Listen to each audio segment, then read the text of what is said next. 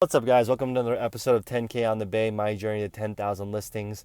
Sorry I couldn't get a live video up today. It's been busy sourcing today, but I want to give you 5 tips on how to get a great deal at a thrift shop. The first tip is to look for thrift shops that are mom and pop owned. You want to search for church and mom and pop owned thrift shops because they're going to give you a better deal and give you more room to negotiate than a corporate store like Goodwill.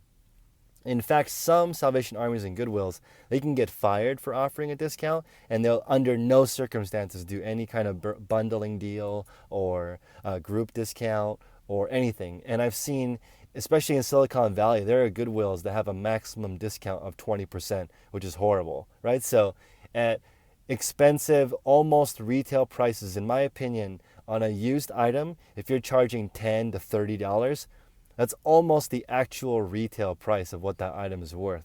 That's what we're trying to retail it for on eBay or Poshmark. So they're asking pretty close to what it's going to sell for online. Plus, in my area, thrift stores are very, very busy. Business is booming. Either that's because it's signs that the economy is slowing down and people are thrifting. There might be more resellers. I'm not sure. This morning we went to Salinas Goodwill outlet because it was one of their grand openings, or it was supposed to be the grand opening, but it ended up not opening. But there are over 200 people in line. And most of them had a giant IKEA bag. So if you don't think the competition for reselling is growing, it might not be, but I'm just saying that the thrift stores in California are much, much busier, which is resulting in a price hike. Across the board, we're looking at 20 to 30% more on every item, which again makes it very important to diversify the way you strategize where you're going to buy. So look at church thrift, look at hole-in-the-wall mom and pop places. We ended up going to a hole-in-the-wall mom and pop place today, and I used a few tactics to get a better deal. The first thing I said was, do I get a discount if I spend $100 or more? There was nobody in the store except for us. And she said, sure, if you spend over $100, I'll give you a 15% discount. So great, I got a 15% discount right off the bat, which barely covers tax in California, but it's better than nothing. And then I bundled a bunch of shirts together. And the dress shirts that I purchased were listed at $6.99, which is still kind of expensive. I'd like to get them for around 4 to 5. So what I did was I said, if I buy 20 shirts, can I get them for $4 each? And she said, not really, right? And then I said, how about 4.50? So I went up in a small increment of 50 cents to give myself a little bit more room, and I'm okay paying 5. And she ended up saying, how about $5 per shirt? And I said, great. And you guys know I already have a 15% discount lined up, so that's in addition to the deal on the shirts. So I ended up getting them for 5 and then 15% less. All of the comps on the shirts that I bought are $22.50 and higher. So those are the shirts that I purchased today. So about a 4x return, but all of them will ship first class mail, which saves. On a pair of shoes, I ended up picking up a pair of Cole Haans and a pair of Giorgio Brutini. Giorgio Brutini I didn't know about, but I just searched some quick comps on the tassel style loafers, which sell really well for me. And also both of them are really nice leather. So you can tell generally the leather is sort of a buttery feel, that you've got something good.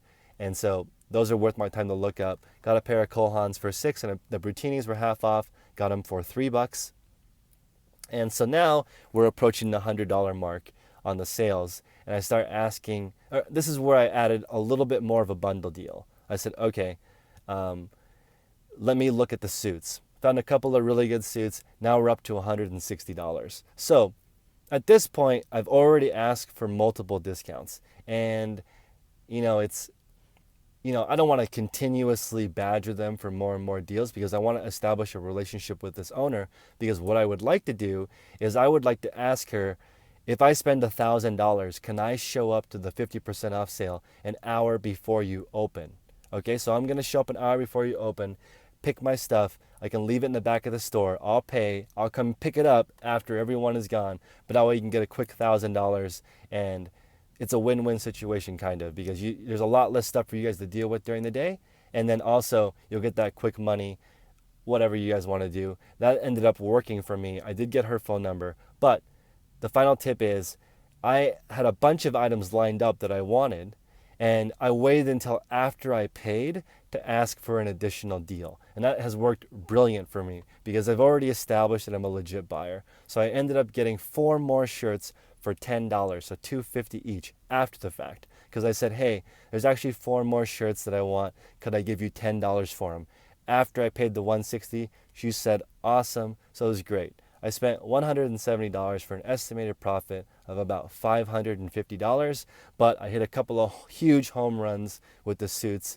One has a comps of 190 and one has comps of 140.